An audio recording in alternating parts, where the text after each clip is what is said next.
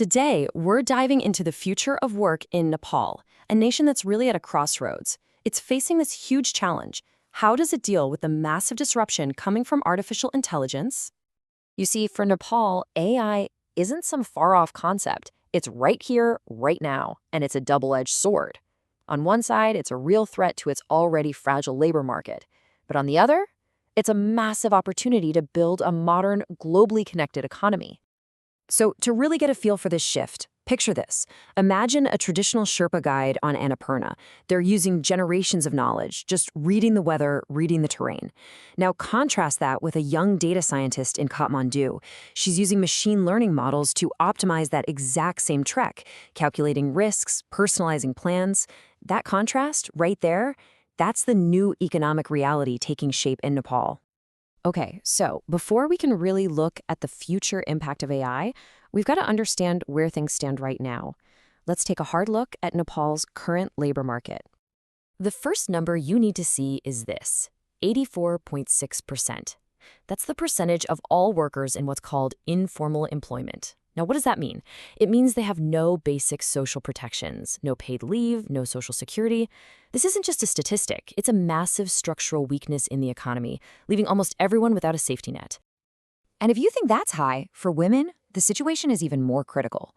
A staggering 91.2% are in vulnerable employment. We're talking about positions like being self-employed or unpaid family workers. These are the jobs that are least protected from any kind of economic shock. This reveals a really deep gendered fragility, which is especially concerning when you realize these are exactly the kinds of jobs that automation could hit first. This inequality, of course, shows up in their paychecks. The median monthly income for men? It's around 19,000 Nepalese rupees. For women, it's just 13,000.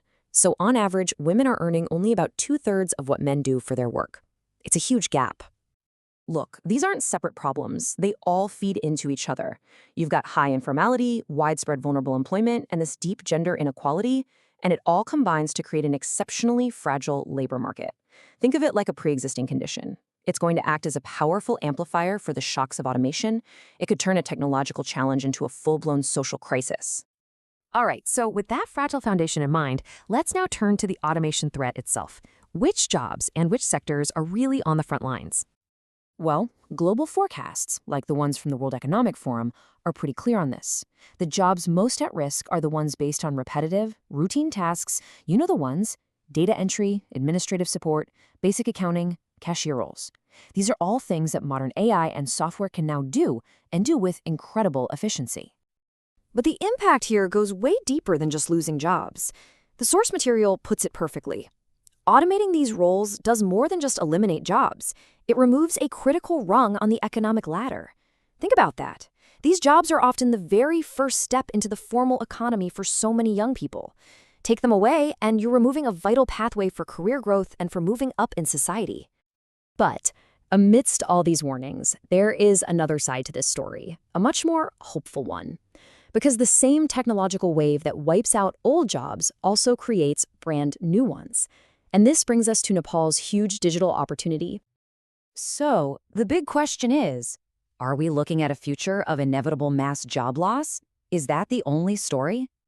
No, because Nepal has a secret weapon. And that weapon is its rapidly growing IT outsourcing sector.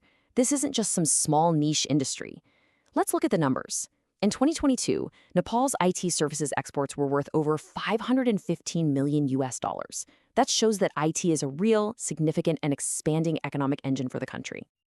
And the momentum is just incredible. The sector grew by 64% in just 1 year. 64%! This kind of explosive growth is being driven by a young, tech-savvy, and cost-competitive workforce that's plugging Nepal directly into the global digital economy. This boom is creating a whole new categories of jobs. We're talking about AI and machine learning specialists, data scientists, and even brand new roles you might not have heard of, like prompt engineers and AI ethics specialists. These are the high-value, future-proof jobs that Nepal is now in a perfect position to fill. Okay, so the opportunity is there, but how does Nepal actually seize it? That brings us to our final section, a blueprint for the future, for both education and business. The key idea here is to create what's called a virtuous flywheel, a self-sustaining cycle. It all starts with forward-thinking universities like Kathmandu University, graduating specialists who are ready for the AI world. These graduates then jump into the growing IT industry, which is hungry for their talent, and they fuel its expansion. Then, that bigger, more sophisticated industry provides feedback and demand back to the universities. This creates this amazing, ever-improving cycle of talent and innovation. And for businesses themselves, there's a clear step-by-step path. It starts at the initial stage, using simple AI tools to get a productivity boost. From there, you move to a functional stage, where you're optimizing specific things like your marketing or customer service. And finally, you reach the strategic stage. This is where you're using data and custom AI models to create entirely new ways to compete and win. But here's the thing, this can't happen in silos. None of this works if everyone is off doing their own thing. Success is going to require a coordinated Team Nepal approach. We need government, universities, and the private sector all pulling in the same direction, working toward the same goal. Ultimately, the nation is standing at a historic crossroads. And as the source material really drives home, it can either be a passive observer and risk worsening poverty and inequality, or it can be proactive and seize this incredible chance to build a true 21st century economy. So in the end, for Nepal, the choice isn't really whether to race against the machines. That race has already started. The real question is how to race with them and how to win.